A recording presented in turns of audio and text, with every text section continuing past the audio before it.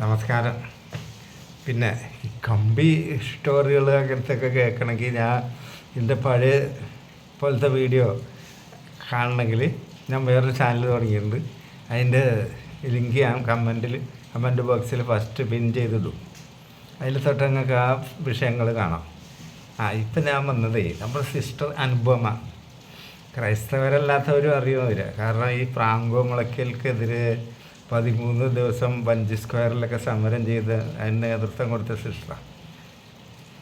അവർ മനമെടുത്തിട്ട് ഈ ക്രിസ്തീയ സമുദായത്തിലെ സഭാ മേലധ്യക്ഷന്മാരുടെ ഇതുകൊണ്ട് മനമെടുത്തിട്ട് അവർ 1.5 മാസമായിട്ട് വീട്ടിലാണ്. അവർ ഇപ്പോൾ തിരുവസ്ത്രം ഉപേക്ഷിച്ച് വേറെ സിസ്റ്റർ കൂടി ഉപേക്ഷിച്ചെന്നാണ് പറയണത്. എങ്ങനെ ഉപേക്ഷിക്കാണ്ട് നിൽക്കണം? 1987 ശേഷം 79ഓളം കന്യാസ്ത്രീ അമ്മമാരാണ് ദുരൂഹ സാഹചര്യത്തിൽ മരിച്ച് കിണറ്റിലും കുളത്തിലും ഒക്കെ ആയിട്ട് തൂങ്ങിച്ചത്തതൊക്കെ. ഇവർക്കൊരു പ്രോബ്ലം ഇല്ലല്ലോ. കുട്ടികളെ വളർത്തണ്ട, പ്രസവമില്ല, കുട്ടികളെ വളർത്തണ്ട, സ്കൂളിൽ വിടണ്ട, ഫീസ് അടക്കണ്ട, EMI അടക്കണ്ട. ഒരു സാധാരണ മനുഷ്യനെ അലട്ടണ ദൈനംദിന പ്രശ്നങ്ങളൊന്നും ഇവർക്കില്ലല്ലോ. പിന്നെ ഇവരെന്തിനാ മരിക്കണത്? ആത്മഹത്യ എന്ന് പറയാം, കൊന്നാലും പറയാം ആത്മഹത്യയാണ്. ആത്മഹത്യ ചെയ്യേണ്ട ഒരു സാഹചര്യം, അതും ദൈവത്തിൻ്റെ മാർഗം സ്വീകരിച്ചവർക്ക് ഉണ്ടാവുമോ? സാധാരണ മനുഷ്യന് ഡിപ്രഷനൊക്കെ വന്നാൽ ചിലപ്പോൾ അവനെന്തിനാ ജീവിക്കണമെന്നൊക്കെ തോന്നും. ഇവർക്കൊരു ലക്ഷ്യമുണ്ടല്ലോ, കർത്താവിൻ്റെ മണവാട്ടികളായിട്ട് ഇവരിങ്ങനെ ബന്ധം നടന്നുകൊണ്ടിരിക്കുകയല്ലേ. ഇവർക്ക് ജീവിത ലക്ഷ്യമുണ്ട്. പൊതുജനങ്ങളെ സാധുക്കളെ സേവിക്കണത്, പ്രാർത്ഥന, ഇങ്ങനത്തെ സംഭവങ്ങളൊക്കെ ചെയ്തുകൊണ്ടിരിക്കുന്ന ഒരു വ്യക്തി അങ്ങനെ ആത്മഹത്യ ചെയ്യുന്നത്. വ്യക്തികൾ ആത്മഹത്യ ചെയ്യില്ല ഒരിക്കലും.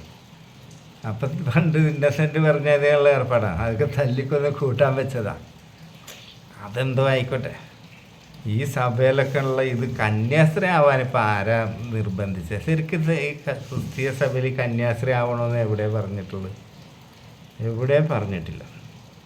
ഞാനിപ്പോൾ വന്നാൽ അതിനൊന്നുമല്ല. ഈ അനുപമൻ്റെ കൂടെ ഒരു സിസ്റ്ററും കൂടി പോകുന്ന ഇനിയും അനവധി സിസ്റ്റർമാർ പോരും.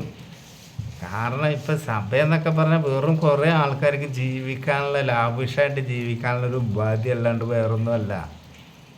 ചിലവർക്ക് കിട്ടും, ചിലവർക്ക് ശരിയാവും, ചിലവർക്ക് ശരിയാവില്ല എന്ന് പറഞ്ഞാൽ ചിലവർക്ക് നല്ല ഫണ്ടൊക്കെ അടിച്ചു മാറ്റാൻ പറ്റും, ചിലവർക്ക് ഒന്നും നക്കാപ്പിച്ചും കിട്ടില്ല. ബാക്കിയുള്ള ഇതൊക്കെ മാനനഷ്ടം വേറെ. അത്രേ ഉള്ളൂ.